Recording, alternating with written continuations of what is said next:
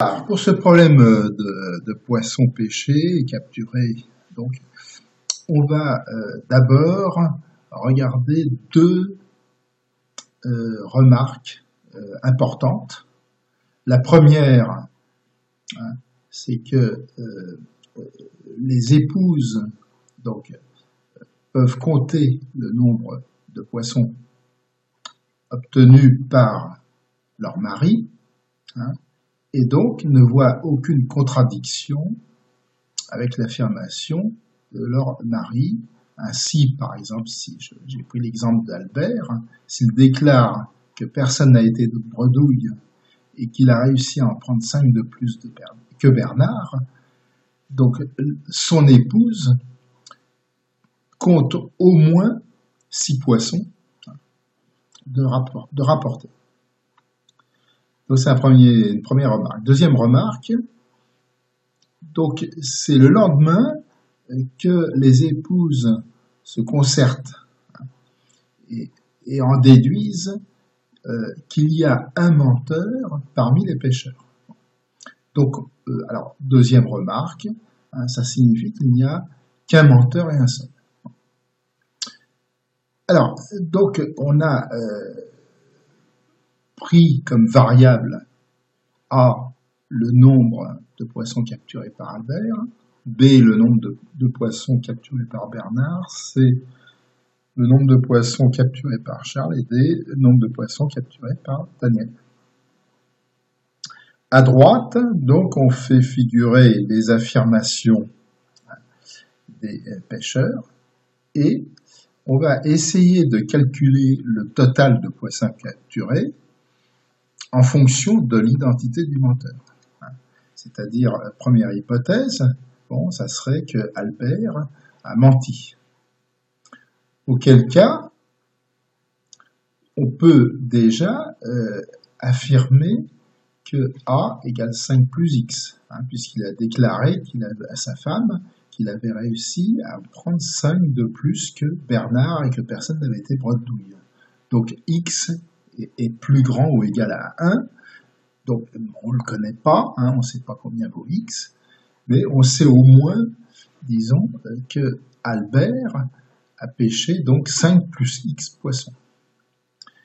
On peut en déduire par les affirmations des autres pêcheurs, que par exemple Daniel, comme il en a pêché 3 de plus qu'Albert, donc ça fait, on sait que ça sera une expression de la forme 8 plus X, etc. Et on aboutit comme ça à un total de 44 plus 4X, donc sans perdre de vue que X est plus grand ou égal à 1. Et on va le faire pour les autres pêcheurs. Bernard a menti, bon, on aboutit à un total de 39 plus 4X. Si c'est Charles qui a menti, ça ferait un total de 46 plus 4X. Et si c'est Daniel, ça serait un total de 41 plus 4X. Voilà, donc on résume dans ce tableau, donc sur fond jaune, ce qu'on a repéré comme totaux en fonction de l'identité du menteur. Alors, maintenant, on va s'occuper du tableur, et pour ça, on a d'autres informations qui nous intéressent bigrement. On sait que le nombre total de poissons capturés est inférieur à 85, ce qui signifie que quelle que soit l'identité du menteur, on ne peut pas dépasser X à 11. Sinon, on trouverait un total supérieur à 85, ou égal à 85. Donc voilà notre dispositif pour le tableur, maintenant, qui est bien installé. On a donc un X qui doit varier entre 1 et 11 bornes incluses.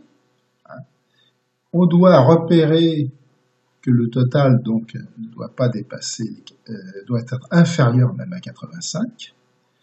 Et dans l'énoncé, on dit en plus que ce total doit être divisible par 23.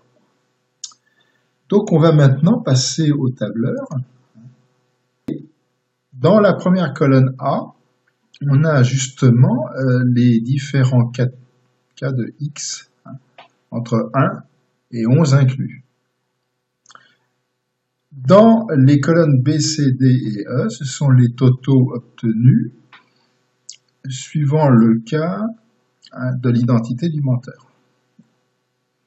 Et ensuite, on utilise donc en fait une expression qui permet de savoir si le total obtenu dans chacun des résultats est divisible par 23 ou pas.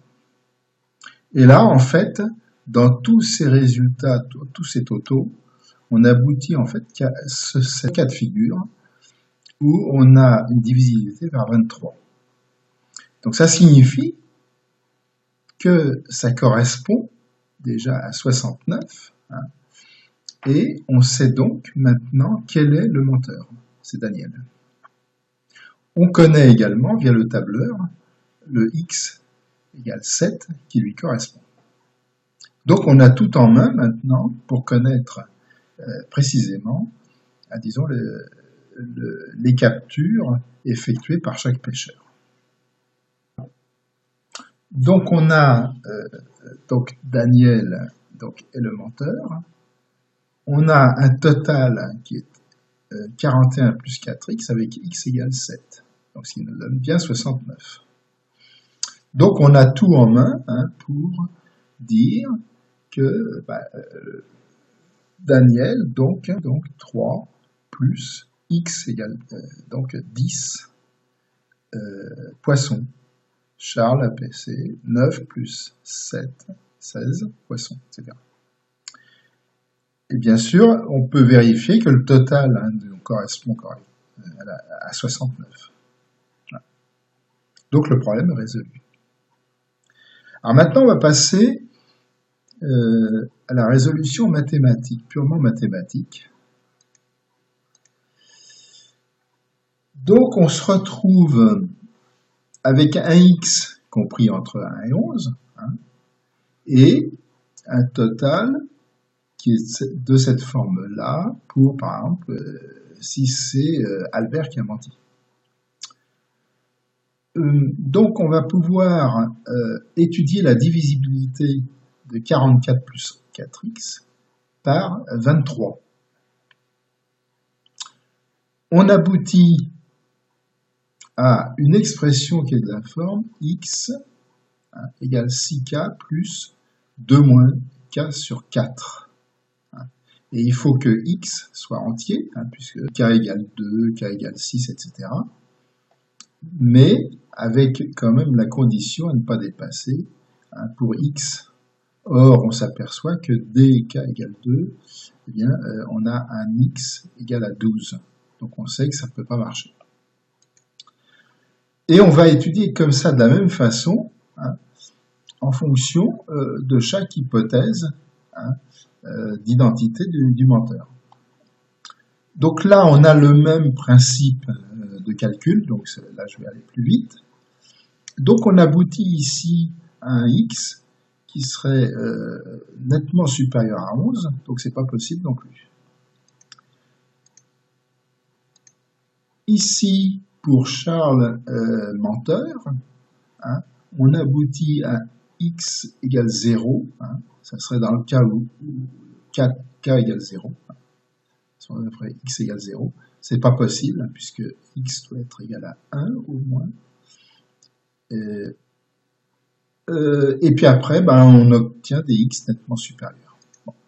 Et enfin, dernier point, celui qui fonctionne, c'est celui où Daniel a menti, et on se retrouve avec x égale 7. Puis après, le x, évidemment, croît énormément. Donc, il n'y a qu'une possibilité, c'est le x égale 7, qui correspond bien à la fourchette qui a été prévue. Voilà, et donc, on retrouve bien sûr les résultats du tableur qui sont dans ce tableau. Alors, le problème, c'est que le solveur, disons, ça devient très délicat à le faire fonctionner, parce que il y a des hypothèses à installer, et il y a une durée de traitement qui, elle, disons, est prohibitive. Et donc, du coup, finalement, là, le solveur, il ne sert pas à grand-chose pour la résolution d'un tel problème. Voilà. Donc, j'ai renoncé à l'utiliser. Voilà. Je vous remercie.